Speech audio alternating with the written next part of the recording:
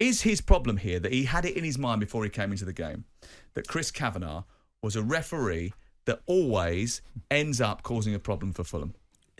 Well, I mean, you as a competitor, you might see that as being the case. I think Arsenal had a few issues over the years with various referees that always seems to give you this. It's very difficult, isn't it, to not feel as if it's not personal. Although, referees are doing the very best they can, I'm pretty certain. And I have been to Old Trafford, and a little change can come over you, shall we say. It can be an intimidating place. You got quite excited there once, didn't you? Poor old Ruud van Nistelrooy had you in his face, didn't he? Well, more than once. So when I think certain people say, well, we've all been there, look, they've gone below the line. Marco Silva's gone below the line. Willian gives the penalty away. That causes a massive storm. I actually feel that the goal, it should have been put in the back of the net, by the way. It was a glaring opportunity, and it's caused a massive storm because he didn't. Sancho didn't actually put it in the back of the net. It was almost a perfect miss, wasn't it? Because he ends up 2 players getting sent off in a game that really Fulham were in fantastic control of. So to implode like that, I think it hurts, and they were desperate to try and win something here, Fulham. As someone who has imploded and someone who has lost their cool at Old Trafford, in your opinion, what was going through your mind and what was going through Mitrovic's mind yesterday? I think you feel that you've been done again. You've been wronged. The referee has been fooled. Look, he can't put his hands on the ref. As soon as you do that, he's in a lot of trouble. That's not what you said last week about Bruno Fernandes. Yeah, but that was for me very different. I think the fourth official walked across the path. We had one texter actually send us a message earlier on suggesting that if that decision had been punished and someone had caused alarm at that point, then this wouldn't have happened this week. Well, you think Mitrovic would have had the mindset when he was absolutely losing his head to think, I better not touch the referee because Bruno Fernandes got banned be for careful because you like to twist people's words. Did you hear what I just said? Someone texted us earlier on and suggested that was the case. No. So it wasn't. So why didn't the referee then, the linesman or the fourth official in that situation, why doesn't he wave his flag? Well, he didn't do that. He's been assaulted. Anyway, did he? No, he didn't. And why not? That's one of the problems, isn't it? They feel that they can't complain. I don't think you'll see that from now on. I think you won't see that now. Keith Hackett says he should be banned for 10 games for the sake of every referee at every level of the game. The Football Association must do that. What do you think? I think we need to take notice of Keith Hackett. He's usually on the money. Whether it's 10, is that harsh? I think minimum he's going to get maybe 4 or 5. What did you get? 3 games. 3 games? Yeah. The game was over, wasn't it? And I jumped in the air. Remember, I jumped in the air, Sam. I know you're a Man United fan. So you got your own view of it. You jumped in the air and that arm just accidentally. Well, did he fall to the floor? Did it cause any damage? I think it was really the manner of the way that we reacted that why we were punished. I don't think it was because we assaulted anybody. I think, I actually agree with Martin. The incidents are very different, and I actually think the incident involving Mitrovic yesterday is different to the Bruno Fernandes one. How am I a Man United fan? Have you not? No. No.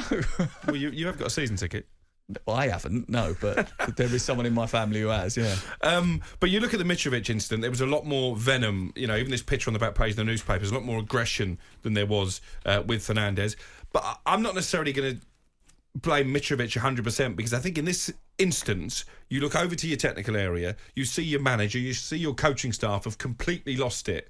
You obviously haven't got a clear view of the incident, so instantly, Martin, you think, well, clearly we've been done here by the referee. If you see the replay, it's the clearest handball and red card that you will ever see. I think so Marco Silva has to take responsibility for the fact that his team imploded. Even with 10 men, because Willian had to go, they would have at least had a good opportunity to take the game to extra time. Manchester United were playing so badly. They were. That they had every chance of getting through. Well, this is the thing about controlling your bench, isn't it? It comes, Lopetegui as well at Wolves. You've seen them implode a little bit as well. And it's about the environment because you feel wronged. But you're balancing out because you want the boys to be at boiling point, to challenge every decision and fight for everything. But at the same time, you cannot go below the line. And I think both Wolves and Fulham have done that at the weekend. And they've been led through under that line by their managers. And there will be, he has said, though, Marco Silva has said, that our behaviour could have been better. He did also say, I didn't do anything to warrant being sent off. There is a history between him and Chris Kavanagh, which he highlighted afterwards. But he said he didn't throw a water bottle, although it looks like he sort of threw it to the ground. But he did leave his technical area. He said he didn't say anything that the referee would have... But he has progressively become more and more aggressive, hasn't he? This new Marco Silva we see now is a different manager. He's charged. His team's play with the energy as well, so it affects the team. But now he's gone below the line. But that doesn't he just needs excuse to what adjust. Mitrovic did afterwards, does it? No, it of doesn't. course. No. And he's always been a hothead, hasn't he? He's always had that in his locker. Yeah, I think when he came up with Newcastle, he got sent off twice in one season. He's had previous issues as well. He had that incident with Kamara. And they're going to be bigger ramifications than just going out the FA Cup. And it was a great chance for Fulham to get to a semi-final. Would have been a semi-final against Brighton. Possibility, therefore, of a final. But they're also still very much part of the European conversation. They're going to lose Willian to suspension now. I think they've got Bournemouth next up. Good news for Gary O'Neill. They will lose Mitrovic, I think, for at least 5 games. The manager won't be on the touchline. Might be as many as 10. I blame William for handballing. Does he have to do that? He's trying to keep the ball out of the net. Yeah, but isn't he? look, I know it's instinctive, but reaction. straight away he's off the pitch, and then another one goes, And I think it's very easy, guys. You two sitting here saying, when you're in the moment, you're down there. Look, we can all look back and reflect and apologise, and that's probably what's going to happen. Mitrovic was just an angry man, but it's hard to separate the two, but you can't lay your hand on the referee. Completely wrong. Can I ask you a question? Would it have been better if Willian had just allowed that to go in? For sure. Because that would have been 1-1, or in a game they're dominating. In a game that they were the better team in for so long.